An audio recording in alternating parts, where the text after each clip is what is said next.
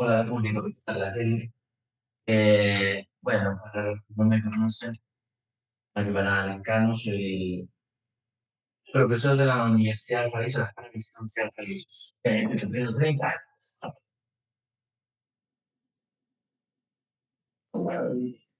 Y, y entonces pertenezco al Departamento de Salud Pública del médico como representante de la Escuela de Medicina.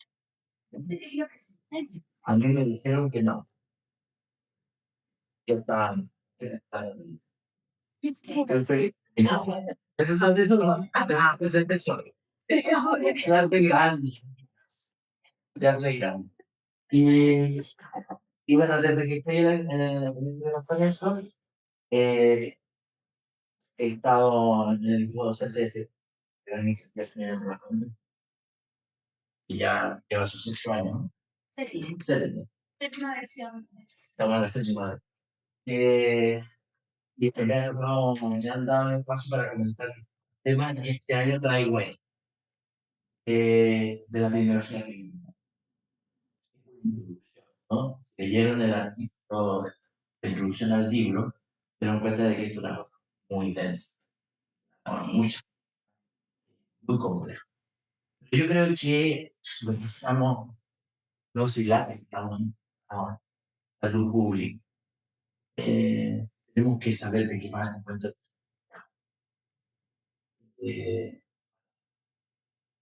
incorporar al conocimiento la evidencia de que existen otras miradas, nuevas miradas que complejizan los análisis que estábamos haciendo, ¿no?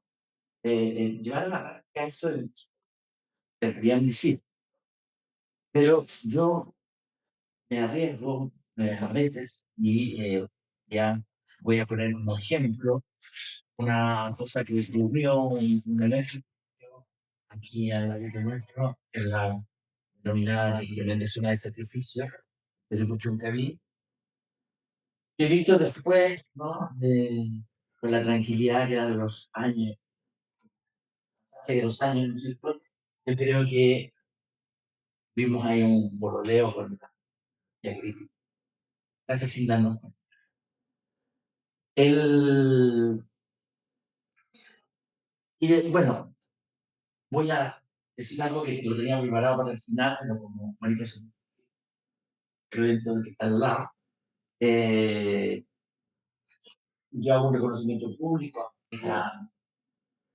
eh, para quien no lo conoce, la señalamos, que fue la asesión al medio ambiente en esa salud cuando yo Misereñas, situación, ¿no? Y lo que ustedes van a ver como acción de la autoridad sanitaria es fundamentalmente eh, el operativo, su solo. Y entonces hay que hacer eso, el reconocimiento. Y una vez más. Eh,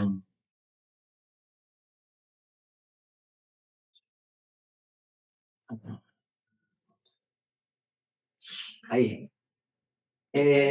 Bueno, me gusta iniciar en salir de cuadro. Bueno, ahí nos va.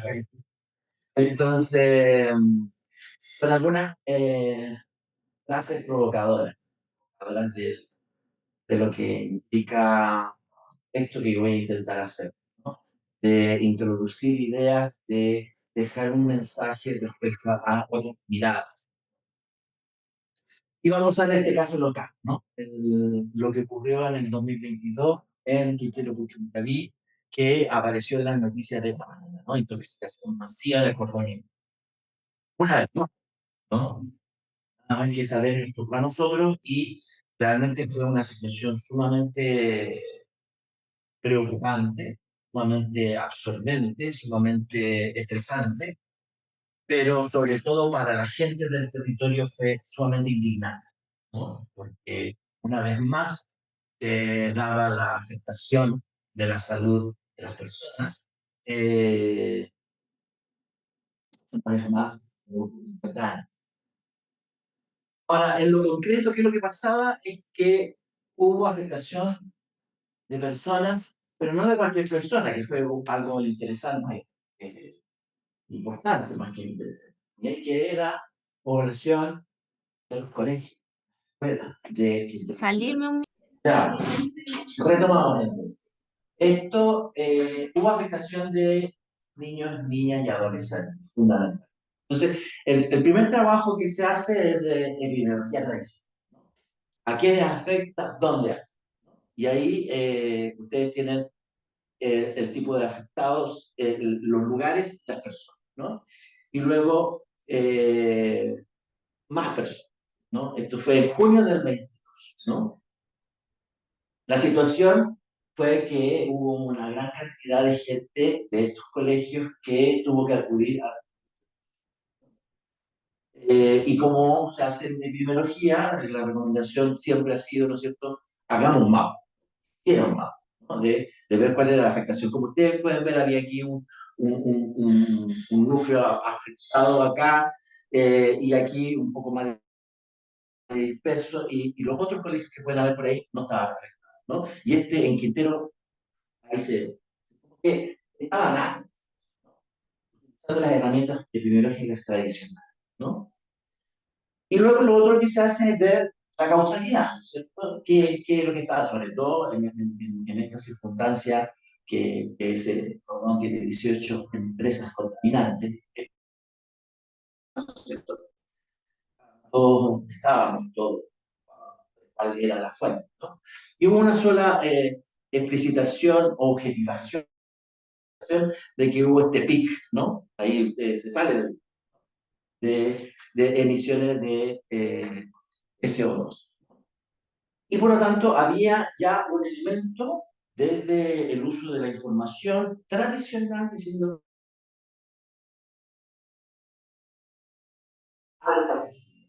asociado a la contaminación.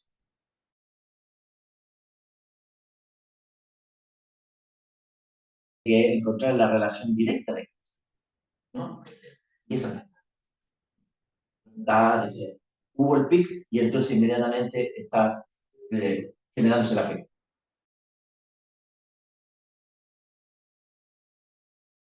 La empresa se despide y las que estaban a favor de la empresa se despiden.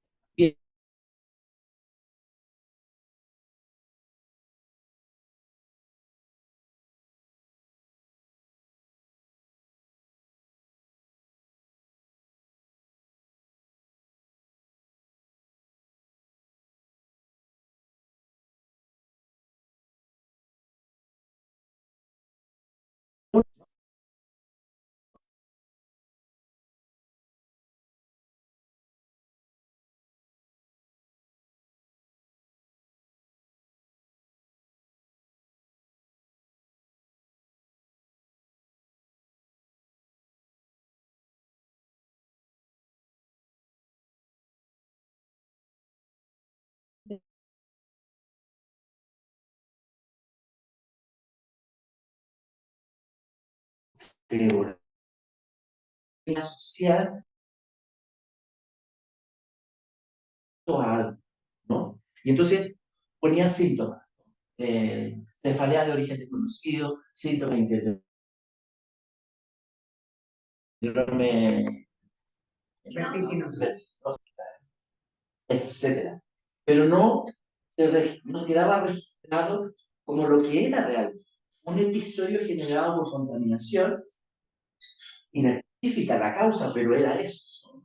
Y entonces uno de los grandes aportes, insisto, fue dejar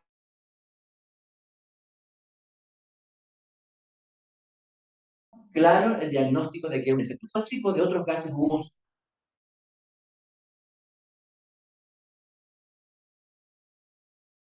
al humo o al vapor. No sé, las personas afectadas, pero sí.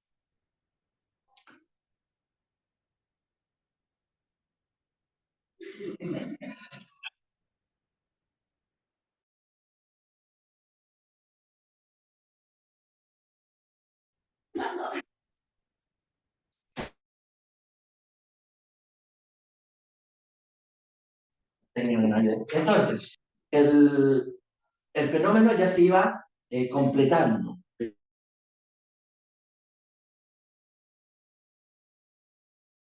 Desde la mirada tradicional, ¿no? Personas, acción, qué afectación, cuántas y dónde. Que es como lo básico que tenemos que reunir desde el conocimiento epidemiológico para poder actuar.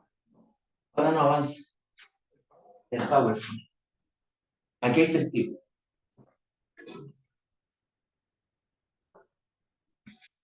Entonces, ahí llegó el momento de entonces hay que actuar. ¿Y cómo actuamos? Como todos, es que no tenemos la causa, ¿no?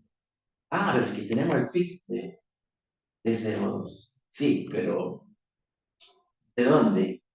¿Cuál? ¿Había sospecha? ¿Ahí se pudo?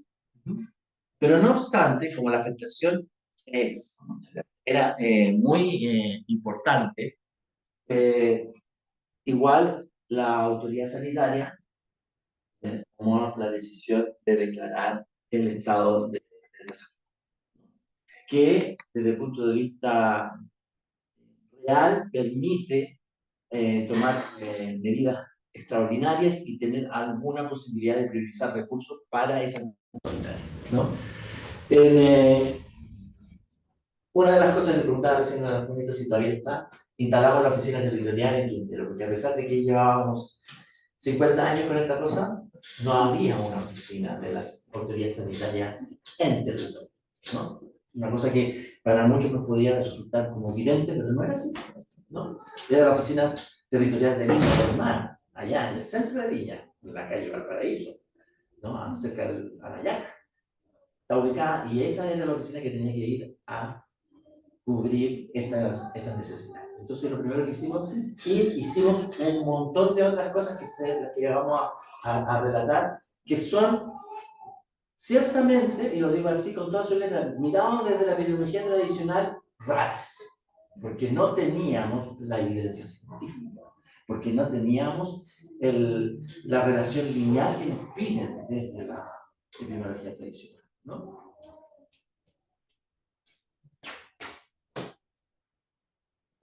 No puede ser. Bueno, será un virus. Será un virus. Aquí viene otro evento, el pobre. Y parece que el del lama es más importante. ¿Ahí? Ya, perfecto. Bueno, pero estamos en clase de un curso de salud pública, ya, se solucionó, no sé cómo, pero... Sí, No sé, pero paró, pero no sé qué hiciste. Te acercaste y fuiste así sobre el cuaderno. No, ya no lo voy a hacer, no. Sí, lo voy a mover allá. Esa ya cosa, ese requisito ya me generó cosas. Como soy de otra generación, déjalo ahí, ¿no? Ya.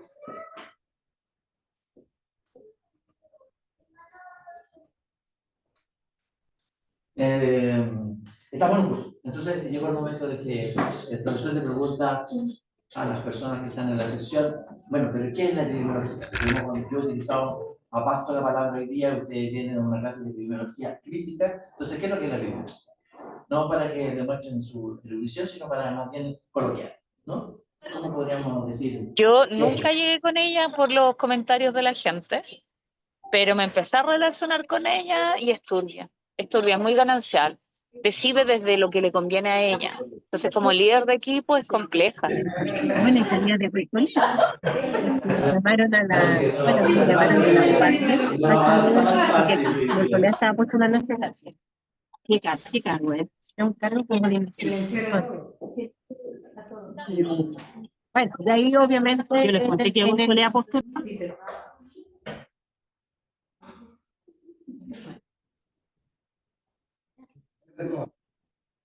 Silenciar a todos, ahí abajo, allá abajo. Ah, no deja. Ya. Silencio, por favor. Ahora no van a escuchar. Ya, a ver, ¿quién? Una sola persona por lo menos que diga así, coloquialmente, no de manera académica. ¿Qué es la epidemiología? Si el nieto o la nieta preguntara, si el primo o la prima preguntara, ¿qué es esto de la epidemiología? El estudio. Bien, ¿de qué? No, pero no es solo para ti. Hagamos una construcción colectiva de una definición coloquial de epidemiología. ¿El estudio de qué? De las causas. ¿De las causas? De las enfermedades. ¿De las qué? Enfermedades. ¿De las enfermedades? Las soluciones. Pero algo de las enfermedades, no las enfermedades. De la aparición en forma La génesis, sobre lo normal, Sobre lo normal. sobre lo habitual. cuantificar. ¿Cómo? O la frecuencia. Cuantificar La frecuencia. Génesis de la enfermedad. la génesis de las enfermedades. La frecuencia. El estudio de cómo afecta a los grupos también. Claro, toda la Ya, ahí hay población. hasta el momento dos claves. Estudio de qué, de algo en los grupos, en la población, ¿no? Eso es epidemos, ¿no? Sobre el demos, sobre la gente. Ya. Pero el estudio de las enfermedades, dijo alguien aquí. ¿Pero qué de las enfermedades? No solo las causas, porque en realidad las causas están en la fisiopatología, La están en... frecuencia. ¿Ah? Frecuencia. La frecuencia, y eso es elegante en la distribución, ¿no? Es el estudio, la más simple definición que podemos utilizar, así como para eso, para el almuerzo del domingo, es el estudio de la distribución de las enfermedades en la población, ¿no? Es muy importante que nos salimos del plano individual, ¿no? Y la causalidad nos servirá, pero siempre y cuando hagamos la salvedad que no es una causalidad individual, sino que es colectiva, ¿no? De grupo. Y luego nos interesa la distribución, porque siempre va a haber enfermedades, pero la epidemiología lo que aporta es decir dónde está ocurriendo esto, y con qué frecuencia, ¿no? Y con qué grado de afectación aquí, allá y acullá, ¿no? Esa es la epidemiología tradicional, la que inauguró John Snow, ¿no? Pero, la siguiente. Hacerle así como le hizo. No, clic en el fondo, no dice. ¿Clic en dónde? Lo que pasa es que si no se puede pegar el zoom. Ahí está, ya. Sí, pero a esta altura del partido hoy día tenemos que clarificar que existen tres tipos de epidemiología o de estudio epidemiológico. El tradicional, que es el que conocemos a Pasto y el que partimos aplicando en este caso de Quintero Bochunca, ¿no? Y es el que salió en las noticias y el que se manejó a Pasto para la pandemia, ¿no? Pero hay otra epidemiología, que es otro desarrollo de un marco conceptual un poquito más complejo, que es la epidemiología social, y vamos a decir. Y hay un último desarrollo, que es más complejizador aún, que es la epidemiología, ¿no? Entonces, yo lo que pretendo hoy día es que salgamos con algunas ideas generales de qué va el cuento de la epidemiología, ¿ya? Ahora, la epidemiología tradicional también la llamamos epidemiología hegemónica.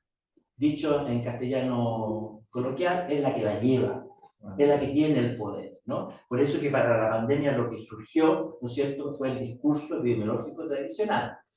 Porque es muy fácil que salga cuando estamos hablando de una epidemia generada por una infección, ¿no? De un virus en este caso, ¿no es cierto? Entonces, ¿cuáles son las características de la epidemiología tradicional? Básicamente es cuantitativa, ¿no? El método fundamental es cuantificar, ¿no? Cuantificar, medir con números, generar tasas, ¿no? Tasas de afectación, tasas de morbilidad, tasas de letalidad, tasas de mortalidad, etc.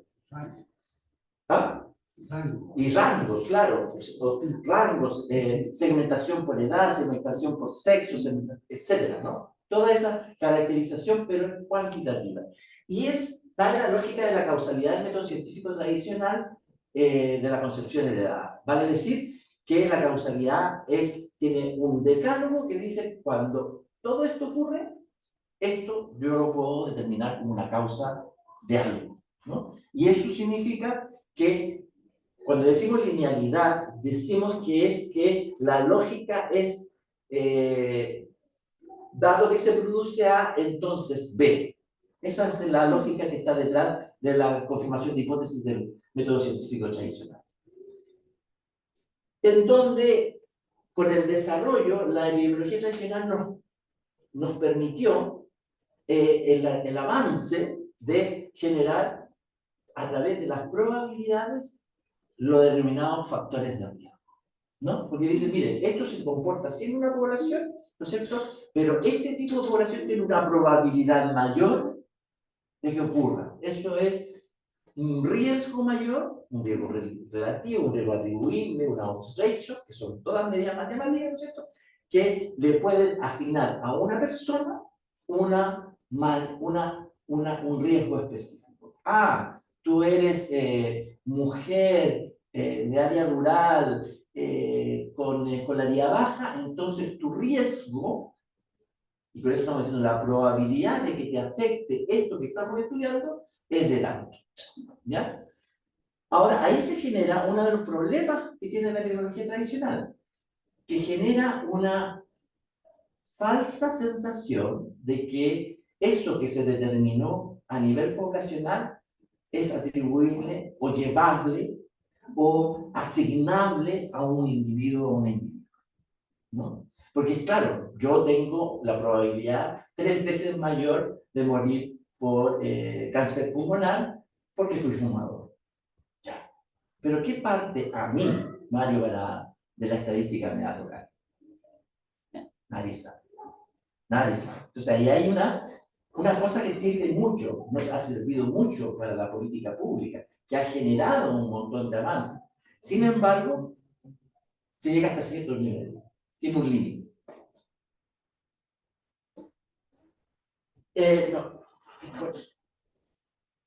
Y lo interesante es que todo lo que es los factores sociales, culturales, económicos, históricos, se ven a la luz de la epidemiología tradicional como más que al nivel de, como, por decirlo así, el riesgo relativo de fumar es, ¿no? Y las condiciones sociales que rodean al acto de fumar o a la conducta de fumar es el agua. Pero lo interesante es el listo. Ahora sí. ¿De dónde surge esto? Esto tiene un marco teórico que todos y todas conocemos, ¿no es cierto? Que es conocido como la triada, que parte con Mr. Snow y que se tomó de Pasteur, ¿no? Cuando descubre, ¿no es cierto? Es decir, hay un huésped, en realidad el hospedero, o como huésped, un agente que va a dañar es en un medio propicio. Pero este medio propicio siempre se ha transformado en acompañamiento. Pero esta es la triada ecológica y esta es la que justifica y esta es la que nos permite y nos ha permitido avanzar en la biología tradicional. Está bien, no hay que abandonar la biología, pero no es suficiente. ¿Por qué no es suficiente? Porque ustedes conocerán este famoso estudio de Framingham, ¿cierto? Que lo trajo a la colación el profesor en la clase anterior, ¿no? Voy a tomar un par de imágenes que él propuso la semana pasada o la clase anterior, en donde Framingham lo que hace es un pulentísimo estudio epidemiológico de los mejores que hay porque utiliza la metodología de cohorte, ¿cierto? Es que significa tomar un grupo poblacional y seguirlo en el tiempo y ver si se van enfermando o no se van enfermando, si los eventos ocurren o no ocurren. Y luego ver para atrás, ¿no es cierto?, si es que tenían factores de riesgo o no. O sea, van surgiendo en un seguimiento longitudinal. Ahora, esto dio fundamentalmente para ver el tema de los problemas cardiovasculares. La siguiente. ¿Qué está pasando? No, estaba midiendo gente que estaba en la Ah, ya. Esta imagen la mostré, ¿no? Entonces, ha servido el Framingham, sí, ahí hay curvas que muestran que el conocimiento que generó este estudio permitió identificar factores de riesgo, ¿no es cierto?, llevarlo hacia la conducta individual y hacia las terapéuticas individuales y poder actuar, ¿no? Pero no todo es tan espectacular como en el caso del infarto, hay otras que no son tan claras.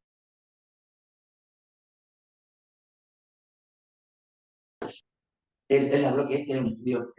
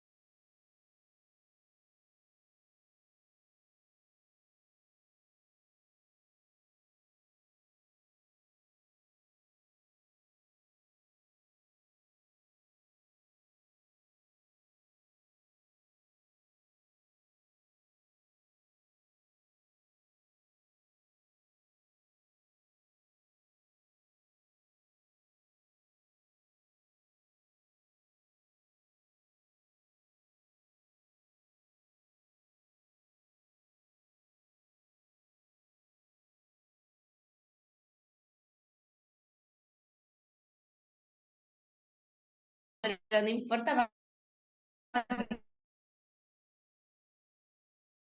Que No vea me la importa que no me pantalla. vean a mí, pero Que que vea la vean la pantalla. pantalla. Sí. Andrea, ¿me escuchas? Andrea Didier.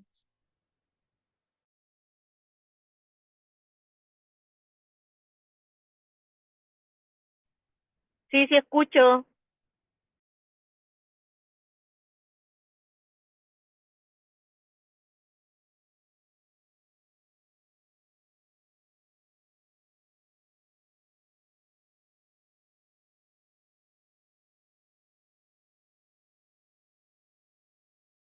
Con el Zoom parece. Sí, aceptar ya.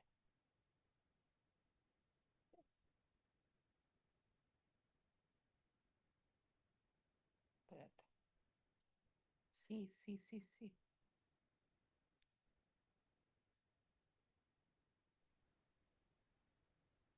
Ya. ¿Será que se escucha? ¿Será que ven la pantalla? Bueno, Ahora se escucha y se ve, ahora, pero recién se perdió. ya. Bueno, la otra parte se las debo. O se las debe el departamento. Claro. O- sí. Este, y detrás de este marco teórico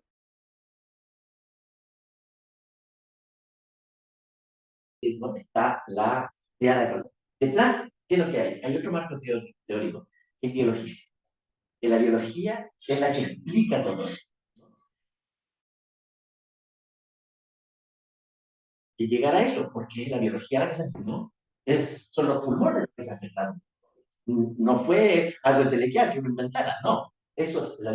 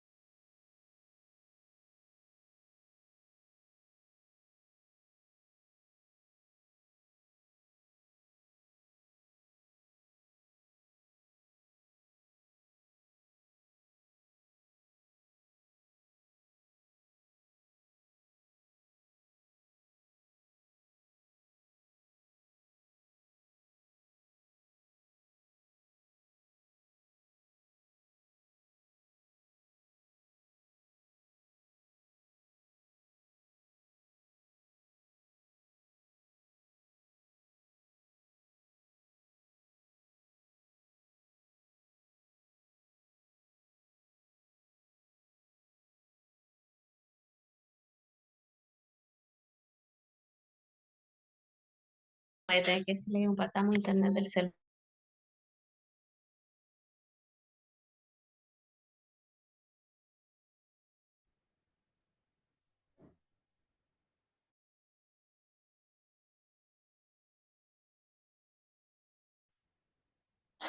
Entonces aquí está el famoso.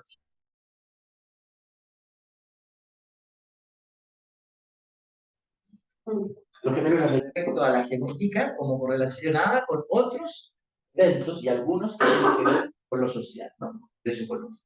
Y ahí se dan cuenta de que lo social en algunas instancias tiene un peso que no, que tiene necesidad de hacer otro análisis. La siguiente.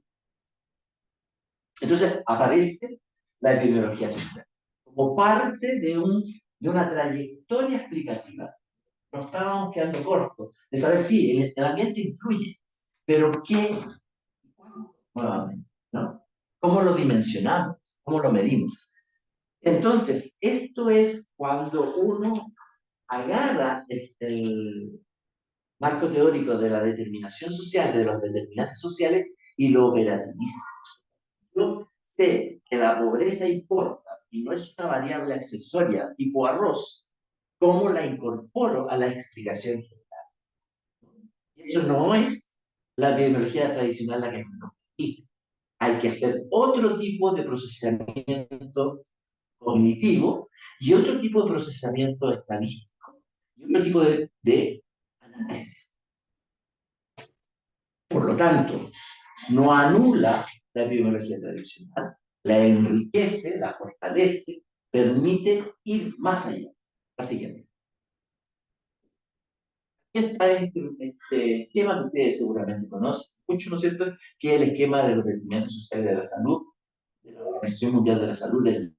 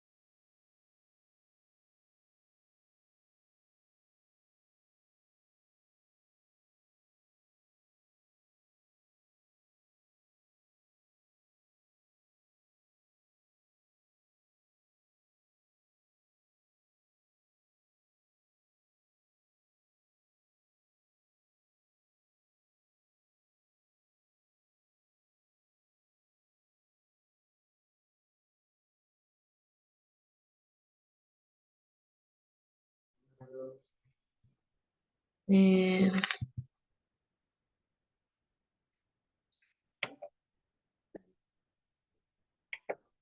ajá. es Y vamos a cerrar el video para más. escopeta. Decía, este es el esquema de los determinantes sociales, ¿no es cierto?, en donde el resultado que buscamos es el bienestar de las personas y disminuir las desigualdades. Y aquí están los determinantes estructurales, los determinantes medios. Aquí aparece la biología a través de los factores biológicos. No se abandona. Tiene un rol más subordinado a toda esta determinación estructural, ¿no es cierto? Y ahí estamos nosotros como sistema de salud dedicados a para, dicho muy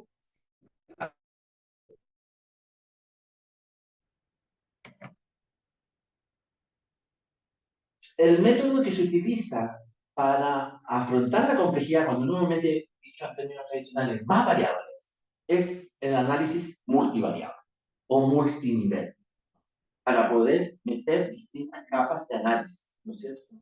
Pero aquí hay una precaución, tenemos que, porque también tiene problemas. Yo ya lo relaté, ¿no es cierto? Que es la falacia ecológica, ¿no? Es que lo que ocurre a nivel general, ¿no es cierto?, yo fácilmente lo puedo llevar a nivel individual.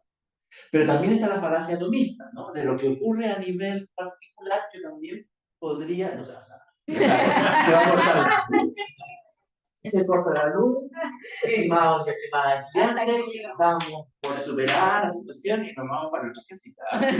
Porque ¿Qué está pasando? la tatita también me encuentro medio místico y están notando señales que no están así.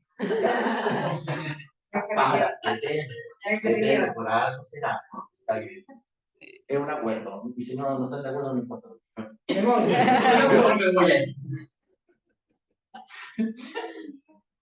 y por otro lado, desde el punto de vista explicativo, también está el que la falacia psicologista, que es llevar lo que explica cosas individuales, del por qué yo fumo, con mi anécdota personal, a que eso también ocurre en la población general.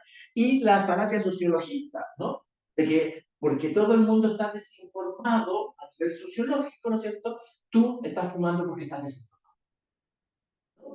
Entonces, ojo con eso. Las generalizaciones son un problema porque nos deja con el promedio, ¿no? Deja con el tipo estándar de esa página. Pero, nuevamente, es lo que es, ¿no? Pero aquí ya complejizamos porque introdujimos el multinivel para poder entender más cómo influye un factor respecto de otro y cómo influyen dos puntos. Por eso aparecen las regresiones lógicas, ¿no? La siguiente. Ahora, hasta aquí los mensajes principales que he querido dar son estos, ¿no? Si no habían quedado claros, ahí los pongo por ejemplo, ¿no? ¿Se puede reincorporar una dimensión social a la investigación epidemiológica a través del multinivel? Sí, pero tiene problemas, ¿no? Y el análisis multinivel puede contribuir a fortalecer y vitalizar la investigación de los determinantes sociales y los colectivos de salud. Y eso es muy importante, ¿no? Por eso que partí yo con un ejemplo real que nos ocurrió aquí cerquita, pero es que en un territorio, ni siquiera un tema de la región, un territorio. Y ese territorio tiene la tremenda particularidad que tiene 18 empresas contaminadas. Ahí la epidemiología tradicional como que patina. ¿Me estoy explicando? Porque que hayan 18 empresas no es natural, no es biológico. Es totalmente una determinación. La siguiente. Voy a probar si esto funciona. Al otro lado. Sí funciona, profesor. Si quiere ocuparlo. No, no, no. No, ya. Ya me puse. Ya me puse. Ya no sé. Uno de los aportes más interesantes que hace la epidemiología social como la comprensión de los fenómenos de salud, enfermedad, de cuidado, ocurre es este esquema conceptual de Dideriksen, ¿no? En fin, del año 2012, un epidemiólogo noruego, que nos hablan, sí, es cierto que tenemos el contexto social y el contexto de política, ¿cierto? Pero la realidad tampoco es lineal, nuevamente. O sea, si tú tienes una mala política, entonces todo el mundo va a ir mal, ¿no? Tampoco es así. Es un poquito más entreverado. ¿Por qué? Porque eso te lleva a una posición social, y esa posición social ya es diferenciada. Los que están por aquí, los que están más abajo, los que están mucho más abajo, por poner tres niveles. Pero eso significa que a esas personas de esos grupos, en esa posición social, le hacen tener una exposición diferencial a lo que le hace mal. O sea, no, el hecho de que digan, oye, cuando llueve todos se mojan, no. Unos se mojan más y se inundan, y otros se mojan menos y no se dan cuenta de que ni siquiera se mojaron, ¿no? Eso significa exposición diferencial. Tu posición social de tu grupo social, eso hay que incluirlo. Y eso te da una vulnerabilidad también diferencial, o actúa sobre vulnerabilidades diferenciadas. Porque, por ejemplo, sí, para irme a la clase social alta, no es verdad que todo cuando llueve se moja, pero como yo tengo mi segunda casa al lado del lago, cuando llueve se me inunda. Entonces yo tengo una exposición que es igual a todos, pero tengo una vulnerabilidad diferente.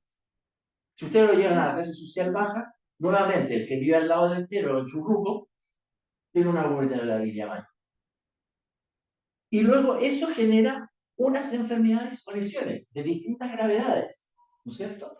Pero que generan consecuencias nuevamente diferenciadas. Y no es lo mismo que me enferme de tal cosa, tengo un sistema de protección social de este tipo, a que tenga de otro tipo. Que tenga el poder económico para pagar atenciones a no tener. Y eso habla de consecuencias sociales diferenciadas.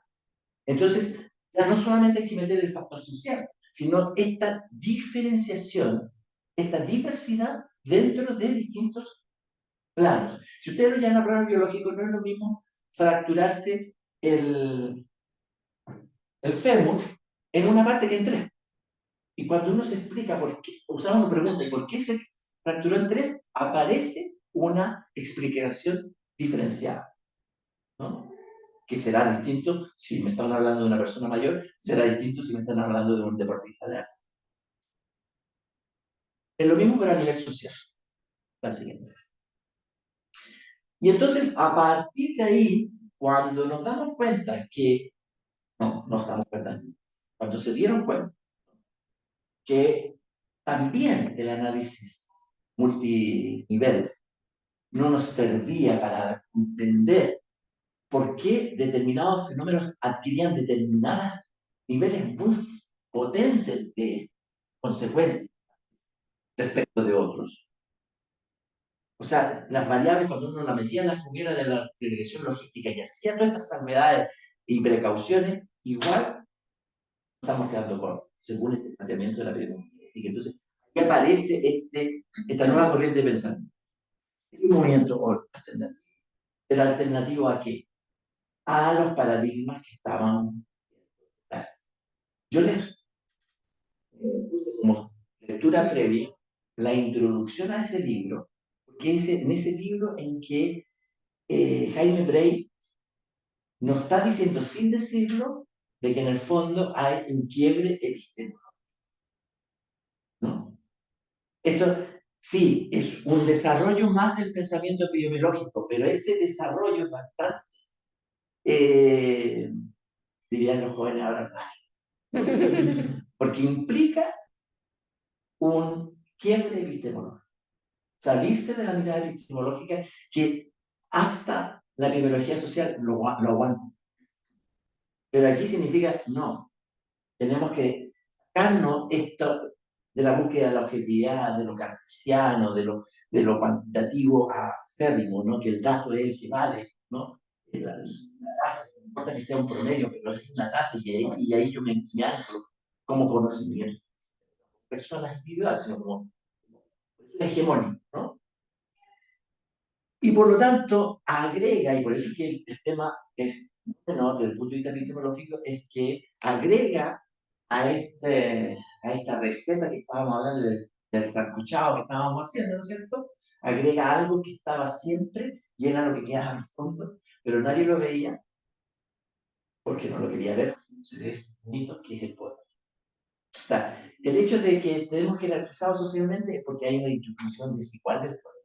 Y eso lleva a la exposición diferencial, a la vulnerabilidad diferenciada, a las consecuencias, ¿no?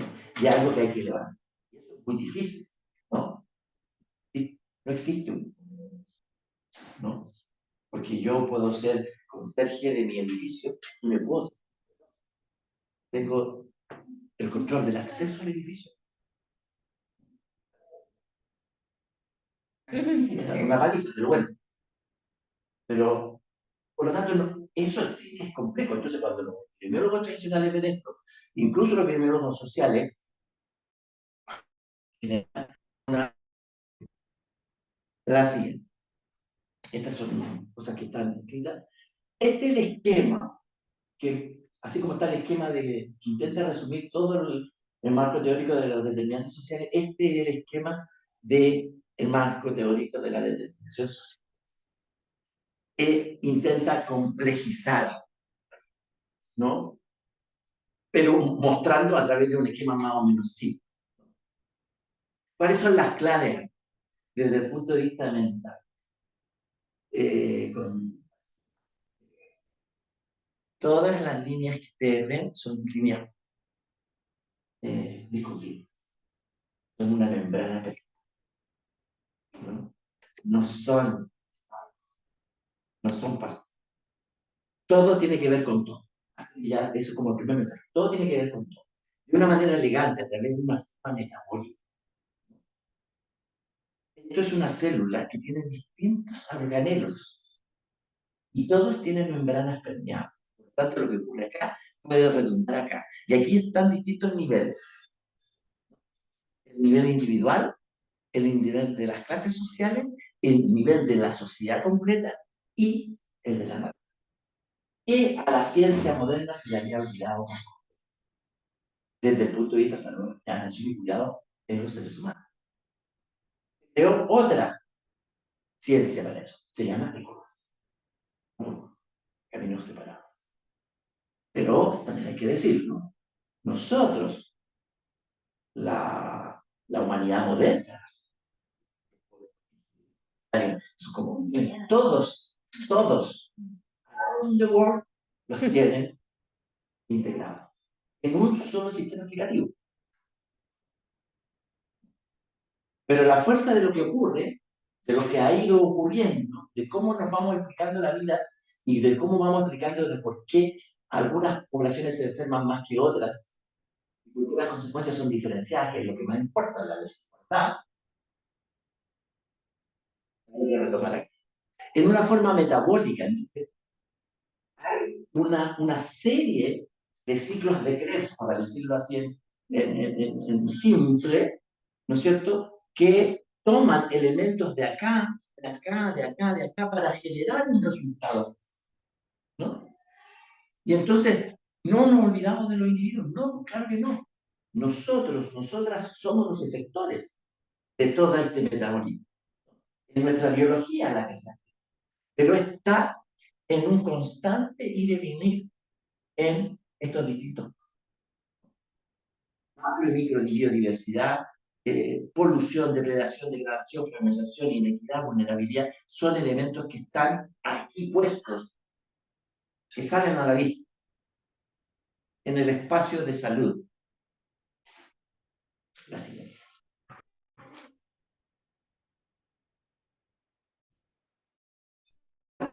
El libro de este epidemiólogo y sociólogo ecuatoriano, que plantea estas cosas que a muchos de ustedes le habían resonado como políticas, ¿no?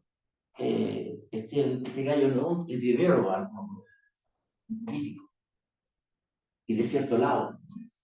Claro, sí, es una parte, ¿no?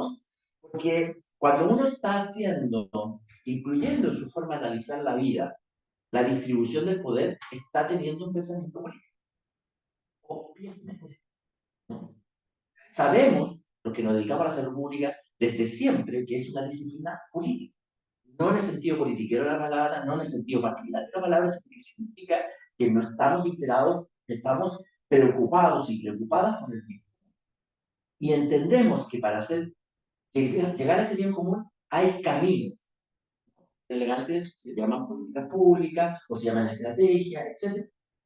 Pero es una política. Ahora, esto es bien interesante. Plantea de que en el fondo la epidemiología crítica está planteando una metodología distinta que rompe con las rigideces cartesianas de una noción positivista de correspondencia y objetividad.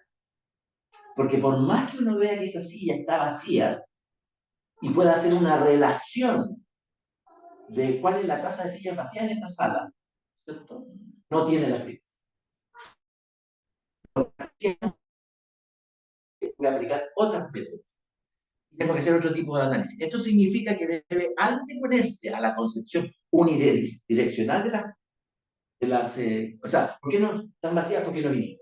Y ahí nos quedamos, ¿no? El colmo de lo lineal, ¿no? Refleja el objeto activo, sujeto, pasivo del método empírico. Personas que son investigadas, personas que son estudiadas, las comunidades que son estudiadas, son pasivos. Tienen que estar pasivos en el método tradicional.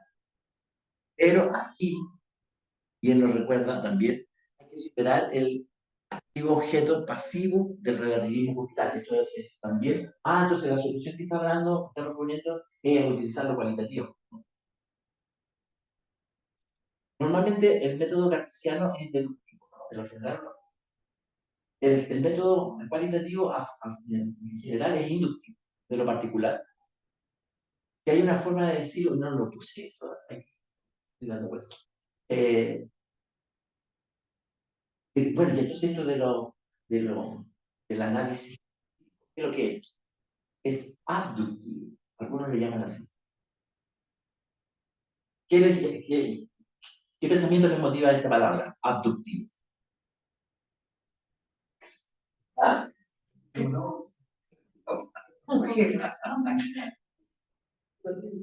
imagen les viene? A ver. Sacar. La abducción, ¿no?, de los alienígenas ancestrales. Cuando dicen que cuando llevan a alguien o algún animal, están haciendo una abducción, ¿no? O sea, es algo que no es ni deductivo ni inductivo, sino que marca una situación de estar por fuera. Y que al final es ni inductivo ni deductivo, o las dos cosas a la vez, ¿no? Es bien complejo. No tengo dominado del todo, pero... Entonces, cuando uno plantea eso, Jaime Bray lo denomina análisis metacrítico. Y el meta, ustedes saben, ya significa más allá de la artificial, o una presión de... Bueno, siempre la metafísica es la mirada desde otro lugar, desde afuera, ¿no? Muy afuera de lo que ocurre en la realidad. Bueno, esto es más de lo mismo. La metodología metacrítica, ya se lo dije. Todo esto, no tenemos después. Sí.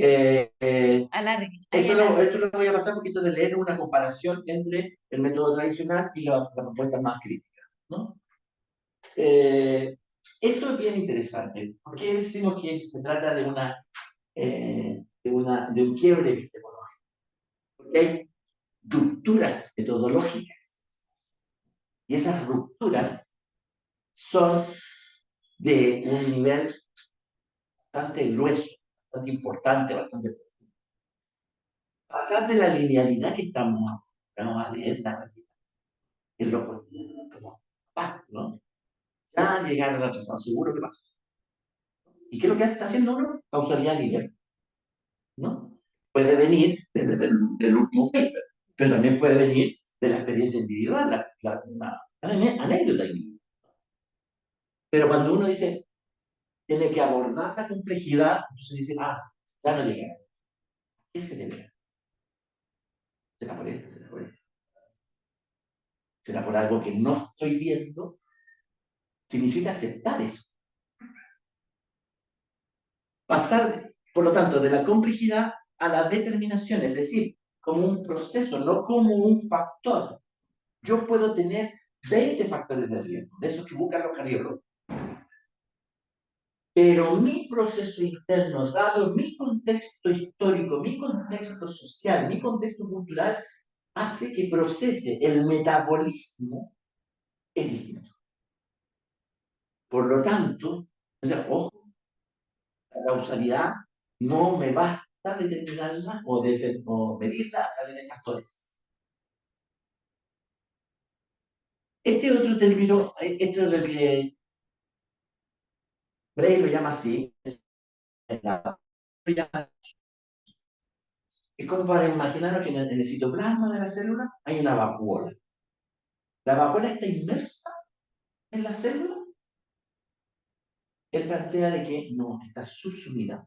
Todo lo que ocurre alrededor de la célula, de la vacuola, tiene que ver con lo que... Todo lo que le pasa a la vacuola va a afectar al resto. Entonces, no es simplemente que estemos inmersos. ¿No? Estoy pobre, entonces estoy inmerso en la pobreza. No, estoy subsumido en una situación de pobreza que tiene que ver con muchas cosas. Y él plantea de que el otro ruptura es que hay que pasar a la estadística metacrítica, la metainferencia que llaman, ¿no? La método auditivo que yo llamé, ¿no? Que implica partir de la base no de la segmentación, sino de entender la distribución del poder. Cuando uno aplica esta variable y la transforma en una variable, en un telón de fondo, algo que me va a explicar todo, o casi todo, estoy haciendo otro tipo, tengo que utilizar otro tipo de estadística, método de estadística. Y lo mismo ocurre para el método Qualit, que al final es un análisis de contenido narrativo actualmente, ¿no? Más hermenéutica, más profunda, pero normalmente es así. Entonces, él también le llama metanarrativa intercultural porque el factor que nos permite el lenguaje que tenemos es de fondo cultural, ¿no? Y en una misma población hay distintas culturas. Es lo que distintas regiones. La cultura que tienen los habitantes de la zona de sacrificio es totalmente distinta a la cultura que tenemos nosotros. ¿No? Y eso generaría una forma de hacer un meta-análisis.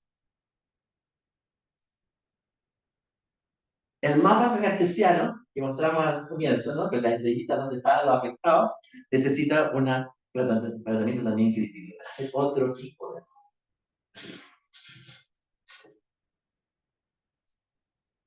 Yo ya lo dije. Y esto también, ¿cuáles son qué se entiende en la linealidad empírica y lo que es la complejidad dialéctica? La complejidad dialéctica significa que todo tiene que ver con todo. No hay un fenómeno aislado, ¿no? Esta fantasía que busca el método positivista tradicional, ¿no es cierto?, de que las variables se pueden aislar o controlar. Y dice el estudio epidemiológico que tenga variables confundentes, contrólelas, por favor. Las controlan en el diseño, es decir, no las toma en cuenta, o si por alguna razón no las tomó en cuenta en el diseño y se le pasaron, controlan el análisis. Y entonces, el controlar el análisis significa sacarlo, anular, hacer, ¿no es cierto? Aquí, en cambio, lo dialéctico se llama eso, que todo tiene que ver con todo. Entonces, por lo tanto, por más que usted quiera controlar, está en el plano de lo incontrolable. Entonces, por lo tanto, asumir desde allí las conclusiones. ¿Sí? Ya, más de lo mismo, tenemos que terminar tarde. Mire, esto es nuevo, es de esta semana cuando se lanzó a nivel internacional el informe de los determinantes sociales. Y esto surge del ejemplo de Canadá. Que, como un ejemplo concreto, ¿qué es lo que ha logrado Canadá respecto de logros? Y la gran herramienta que utilizan allá es la salud en todas las cuentas. Eso ya ustedes lo han escuchado, ¿no es cierto? Ya tiene más de 15 años está cumplido. Y plantea, ¿no es cierto?, los 4 pilares, ¿no es cierto?, basados en la propia OMS, ¿no es cierto?, los 4 pilares que dan a esto. Entonces, así uno dice, bueno, sí, José le canta, ¿no? Y uno está puesto en la línea 10, la siguiente. Pero ¿cómo se mide? ¿Cómo se objetiva? ¿Cómo se investiga esto? Yo lo puedo presentar, ¿no?, como una estrategia gubernamental, como una estrategia local. Pero, ¿cómo se mide? Lo vamos a medir a través de la tasa de mortalidad. Lo vamos a medir la tasa de rechazos, la lista de espera. No que esté mal, es que ya, si nos metimos en este cuento, es insuficiente, ¿no? Si que nos metimos en este cuento, invitación a la biología crítica, ¿no? Esto también es del mismo webinar, ¿no es cierto? Ahora en este caso, el caso australiano, que plantea que para lograr esto retoma una cosa que está muy cercana a lo que es la epidemiología crítica, que es el concepto de interseccionalidad, ¿no? Que esto es tan complejo que no es simplemente, como tú eres mujer, eres rural, eres indígena y eres pobre, te va a ir mal en la vida. No, no es solo eso. Porque no es una suma de, ni siquiera es una multiplicación de factores. Es algo más complejo que desde el feminismo rescatamos ese concepto, ya lleva décadas, el concepto de interseccionalidad. Hay una intersección de elementos, determinaciones que hacen que el final sea mucho más contundente. Una simple suma algebraica. Claro. Y el gobierno de Canadá lo está incorporando en sus análisis para en este caso estaban hablando del tema de género. Así. Bueno, retomamos lo que pasó en Quintero.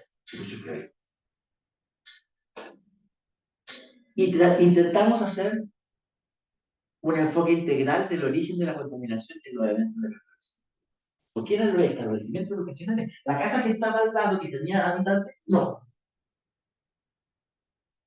En la iglesia que estaba un poquito más allá, tampoco. La propia industria, los trabajadores que estaban en esa misma industria, no. En lo educacional era como medio raro. Por lo tanto, parecía que teníamos que hacer. Miren, esta es una idea brillante, pero tan simple, ¿no? Porque estábamos pensando en las personas que como eran en la escuela, nos fuimos todos a la escuela. Ya ven qué está pasando en la escuela. Y aquí donde se pudo medir algo, se midió algo. ¿No? ¿Y qué tipo de niños eran? ¿Tenían alguna enfermedad previa, alguna condición previa que podían explicar? Pero se nos olvidó todo lo que estaba alrededor. Esto es triada ecológica, ¿no? Lo que nos surgió así, de los tuétanos, el piloto automático. Pero cuando tú ya pasas a nivel de biología social, dices, de veras que estamos rodeados por todo esto otro. Incluso en la triada ecológica yo tenía incluido aquí la chimenea de la industria, cuál la que está al lado, ¿no? Triada ecológica. Cuando yo salgo, no es todo lo que está al lado. Todo. Eran los bares que también contaminaban, eran los camiones que también contaminaban, eran las casas. ¿No? Todo eso se sabía, no es que se descubrió el hilo negro, todo se sabía, pero era manejado con una mirada de epidemiología tradicional. Veamos factores de riesgo, calculemos el R por R y de la católica, que lo estoy inventando, hay una de la católica,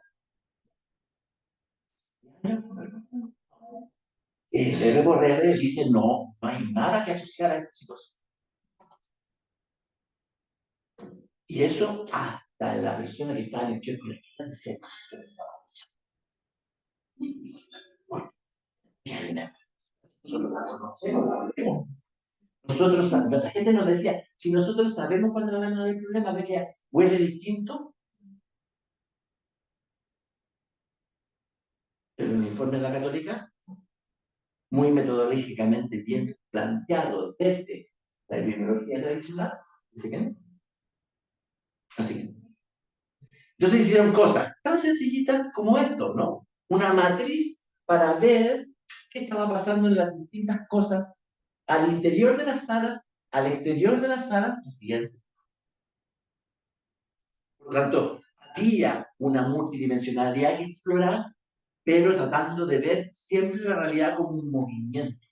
Porque había días que sí, había días que no, había días que los factores aquí y los factores allá eran algo dinámico. Y por lo tanto, resultó evidente, una cosa que es una perogrullada, pero que nos cuesta evidenciar.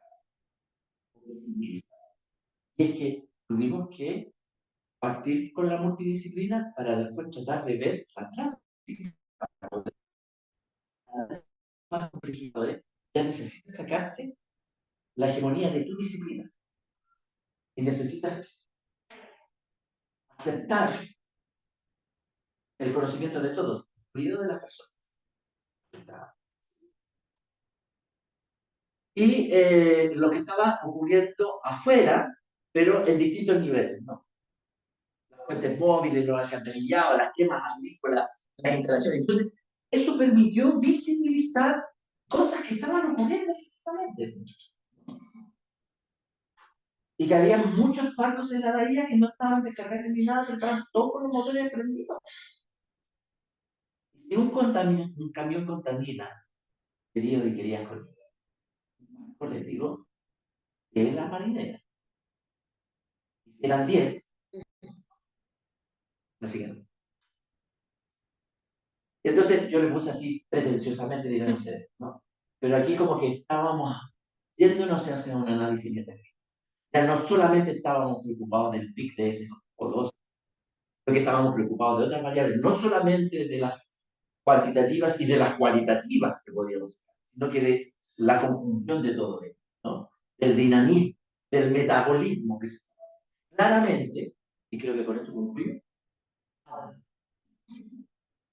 porque cuando estamos hablando de poder, no se nos puede olvidar esto, porque entonces, ¿cómo sacamos el conocimiento de la gente? Aplicamos una encuesta, diría el epidemiólogo tradicional. ¿No? Hagamos una encuesta de opinión. O el cualitativo dirá, hagamos pocos grupos, ¿no? Hay una cosa que es más política, obviamente, que es la participación. Es donde escuchar tiene un sentido político, nuevamente, de sentir de la política. Escucha a las personas, cómo están siendo afectadas. Y las explicaciones que se da la gente no son tan locas. Tienen un sentido que nosotros ocupamos y lo decimos todo el rato, sentido común. Nada más que el sentido común de una persona que vive en Chucaví, claro, ante los habitantes. Claro que es distinto. Porque la experiencia, la vivencia respecto a los fenómenos contaminantes es distinta. La siguiente. Y esto es lo último, miren. Miren ese volumen. Esto es de Australia. ¿No? Australia dice, bueno, ¿cómo todo este informe, todos estos marcos teóricos los podemos llevar a la realidad? Y hicieron este esquema. ¿No? Lo encontré muy interesante. Primero, porque es una pirámide sin ser una pirámide, ¿no? Pero sigue siendo algo con distinto nivel. Pero está bien, porque acá abajo están los determinantes estructurales y después empiezan a aparecer distintas otras cosas, ¿no? Otros layers, ¿no? Pero, ¿dónde está lo que a mí me hizo clic y yo tengo que digo que bueno, ya no lo hacen para gente que va a entender, de forma de pensar? Todo esto que está fuera de lo que habitualmente evitamos, o sea, fuera de lo que habitualmente estamos buscando en la realidad. Y es todo lo que está alrededor. El mismo esquema de Braille, ¿no es cierto?, del metabolismo, pero puesto de otra manera, ¿no es cierto? Si uno le pone las... No sé, me fui en la hora. A los dos. Así que, ya, esa era la última. Y ahí estábamos, ¿viste? Te quedaste.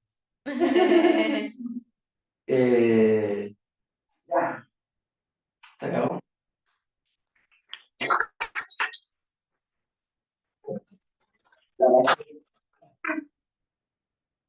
Ya, no sé, parece que en la tele finalmente pudieron ver algo, ¿no? Sí.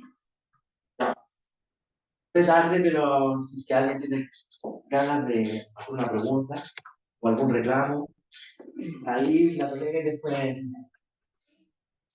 Totalmente fuera, es por la... ¿Qué se vieron afectados más de los estudios que hicieron ustedes los escolares? Recuérdamelo, Juanita. La conclusión que llegamos. ¿Qué conclusión? Bueno, había un conjunto de causas, pero hicimos un análisis de los vientos, por ejemplo, que hacía que era más frecuente las afectaciones en las mañanas en un sector y en las tardes en otro. Se nos dimos cuenta también. Además, había otros factores que eran críticos, problemas de ventilación dentro de las salas, el uso de sustancias químicas, por ejemplo, en los laboratorios descubrimos que en los sitios donde había más problemas, había laboratorios químicos que estaban mal manejados. Dentro del colegio. Había salas especiales de donde siempre había problemas y esas salas tenían alguna relación con esto otro. Pero había habido una política de instalar unos filtros y unos aparatos filtradores, purificadores de aire en el año, después de la crisis del año 2018. Entonces nosotros fuimos a ver qué tipo de filtros eran. Y nos encontramos con el drama de que eran filtros que emitían ozono. Entonces, sí, hasta el día de hoy, porque hay un tema ahí que no se ha podido tocar. En fin, había en las salas donde había más casos, era donde el profesor había echado a andar más preventivamente los cerraban las ventanas y echaban a andar estos filtros que aumentaban la proporción de ozono troposférico, de los polos, que es y no produce náusea, y produce purificación, porque las máquinas que producen ozono se usan para desinfectar lugares donde no hay personas. Y los estaban usando donde había niños. Entonces, o sea, imagínense, yo médico respiratorio, entonces para mí fuera, pero ¿cómo se dieron cuenta? Claro, cuando instalaron estas cosas no pidieron la autorización ni la supervisión de salud. Porque el prospecto El decía, prospecto decía que produce necesitaba- solo. el prospecto decía, y en la máquina estaba pegado una etiqueta que decía, este elemento produce ozono en tal cantidad. Entonces nos dirigimos a la Secretaría de Educación, saquen esto en las vacaciones de invierno, sáquenlo. Díganles que son para mantención, cualquier cosa, cualquier chiva, porque no los querían sacar. Yo me reuní con la gente de la persona encargada de educación y me dijo que era un tema político. Que yo me oponía a la instalación de esto porque lo había hecho el gobierno anterior. A mí yo la verdad es que no sabía qué pelos tirarme, porque en el fondo, ¿cómo le explico a la gente que no tiene idea de fisiopatología respiratoria que no se puede respirar ozono? Entonces ellos encuentran por qué, porque tienen la idea de que el ozono es bueno.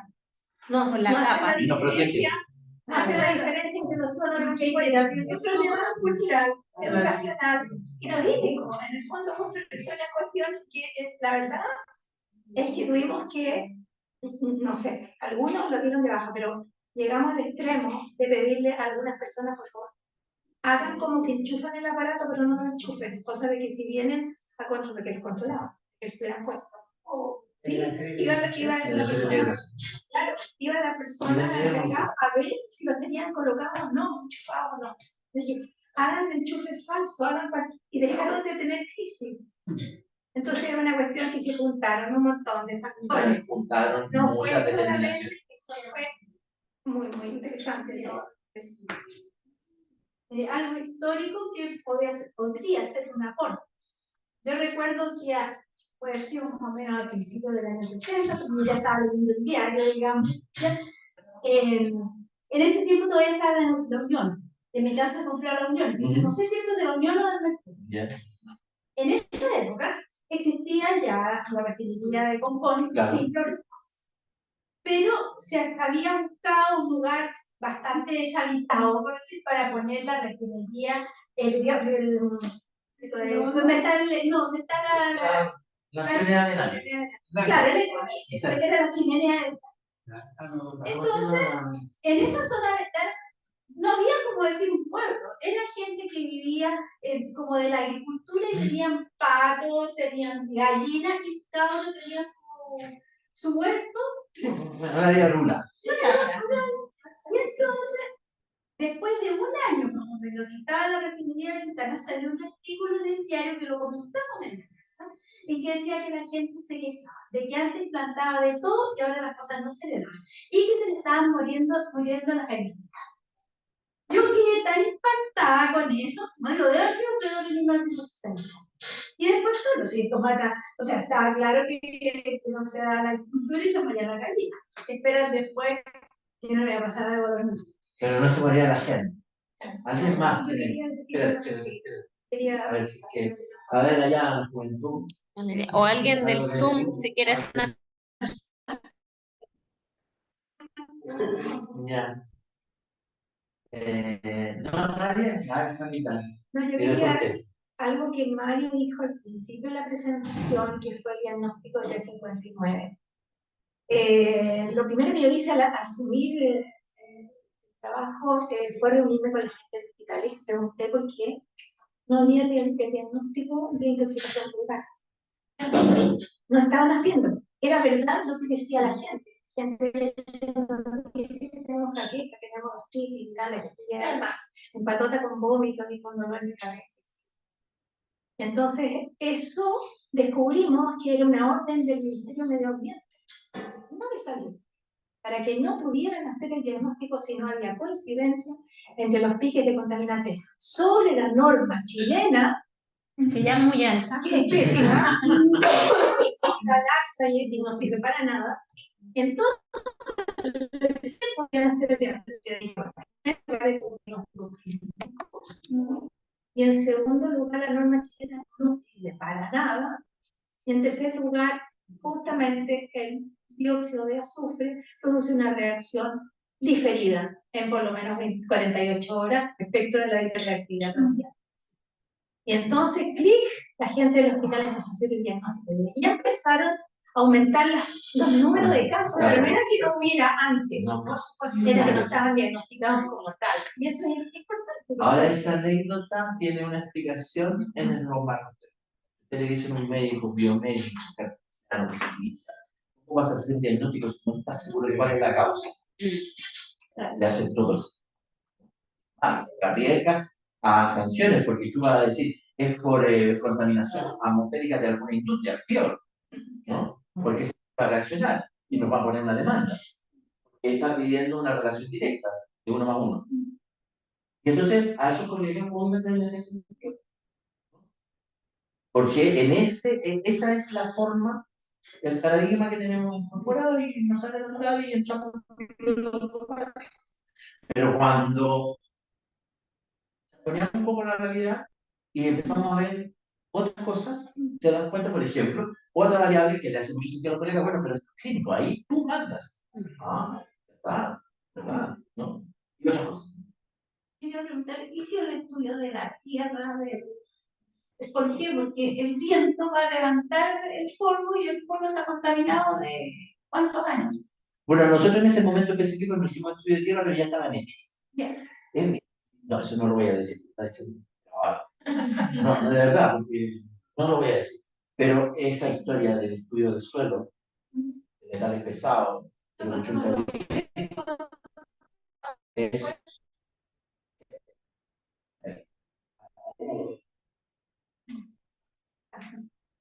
pero están hechos.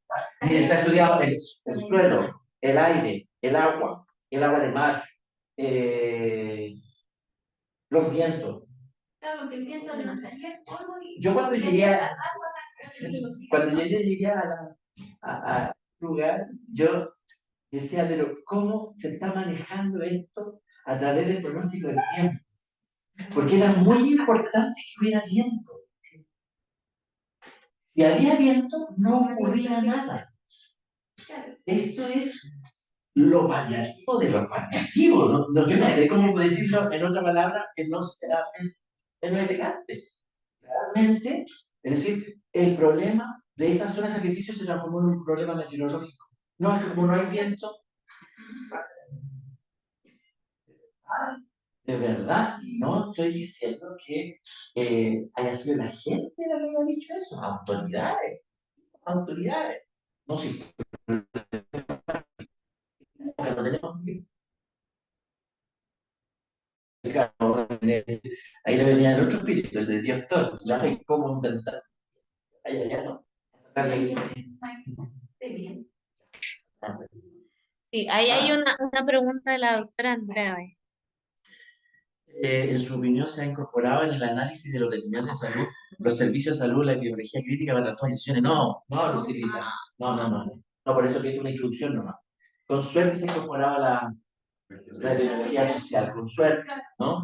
Pero no la que la lleva y la que finalmente con la que te evalúa es la epidemiología tradicional, La que te va a lamentablemente. Es una ruptura epistemológica, por lo tanto, un cambio de paradigma, por lo tanto, significa transformación. Y eso es, pues, es una historia biológica.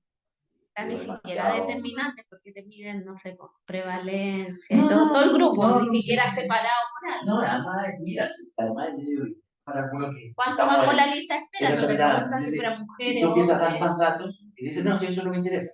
Tú dame el interesa. ¿No? Y eso es agresivo.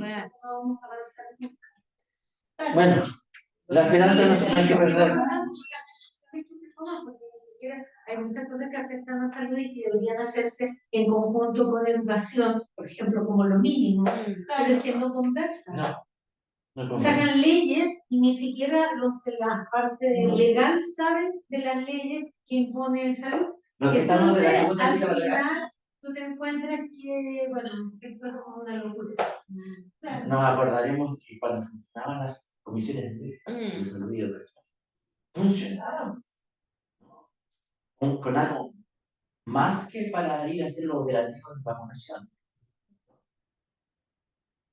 Era una conversación que estaba institucionalizada, había que. Era no solo a nivel ministerial o a nivel regional o a nivel provincial, era en el territorio. El director del centro de salud, que ese tipo se llamaba consultorio, tenía que contactarse con los directores de los liceos. Y eso, bueno, Ya, Porque eso sí. yo cuando escuché los vientos, cuando hay viento, claro, los niños, perfecto. Pero esos vientos llevan y arrastran todo el material a la cordillera. Y después eso lleva a la nieve y se derrite y nos llega de vuelta por la montaña. Pero eso está estudiado también. El radio de acción de la pluma de las, ¿cómo se llama? De las industrias, está estudiado cada uno de los grupos, punto uno. Y luego, el perímetro hasta donde alcanza con los vientos. 100 kilómetros, casi 100 kilómetros, dependiendo de los vientos. No, si la cosa es interesante. No afecta a todos. Entonces, de la científica, o sea, se me pasó por la mente lo que estamos viviendo actualmente, con toda la situación de los aranceles, la guerra, etcétera. Todo eso va a influir, o sea, y eso de tecnología es real. Exactamente. Ah. Esta, cuando tú dices, no, esto no tiene que ver con lo que estoy estudiando, estás en lo que dices, ¿no? Cuando dices, sí, ¿cómo nos van a afectar en ese territorio? ¿Cómo van a afectar el tema de los aranceles? Puede ser. Sí. Y la bolsa. Ya, Y colega. bueno, agradecemos Gracias. al doctor, no, pero el doctor se hizo una autointroducción sobre el tema de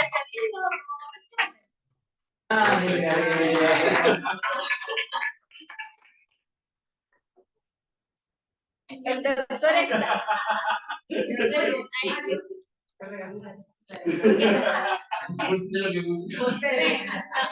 Es que están de la casa, que empezó la clase. Sí. No, pero que colega dijo, sí, dignidad. Sí, me lo habrán regalado. Gracias. Gracias,